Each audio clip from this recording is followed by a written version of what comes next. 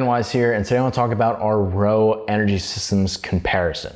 So this is a power versus endurance test. I'm looking at your max pace on the rower versus your 5K time trial average split pace. So the max pace is literally the maximum pace that you can flash on the rower.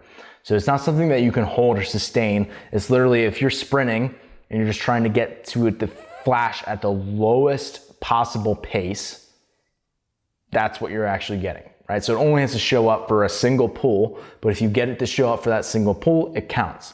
So for example, mine's like 117, right? So I'm getting, a few strokes, kind of building my pace, and then I'm maybe at like a 140, and then I'm like, okay, I'm gonna really kick it in, and I'll take like 5 really fast, like the turnover's high, it's almost all hinging at my hip, and I'm rowing as hard as I can, and it's like, I can get it like 133, 128, 124, 121, and then I'll take like 3 more strokes trying to get it to go down lower, and then it'll be like 118, 117, and then 119, because I'm like starting to trail off again.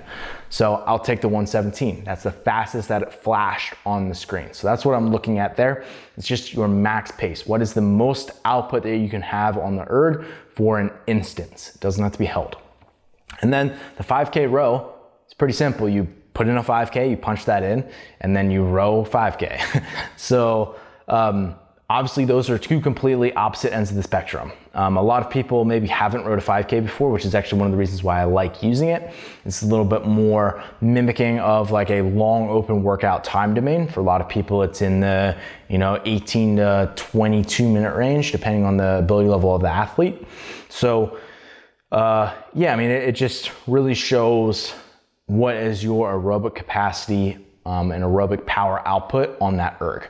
So for people who haven't paced a 5K before, obviously just like kind of think about other time trials that you've maybe have done. Like for example, if you've done a 2K or a 30-minute row pace, or test, it's gonna be somewhere in the middle, right?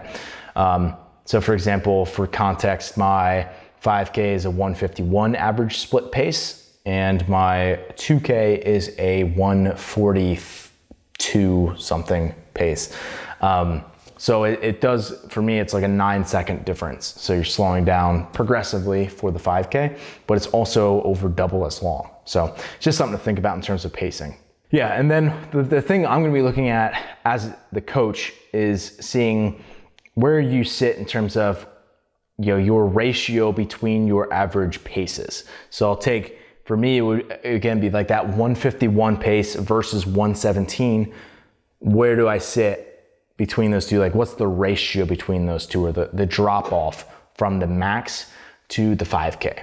I'm sitting like right at 70.2%. That's the drop off. So I'm just below sort of the endurance threshold on that one. Like my max pace isn't super great. My 5K is sort of acceptable. So that's where it sits me. I'm sort of like what I would call a hybrid athlete, where I'm not super powerful, not super enduring. I might change these ranges down the road, just so you know, but power right now I'm thinking is under 0.69, so under 69% of that drop off, and then endurance would be like above 72%. So those ranges tentatively are where I'm having people sit in terms of power versus endurance. Best of luck on the power versus endurance row energy systems comparison.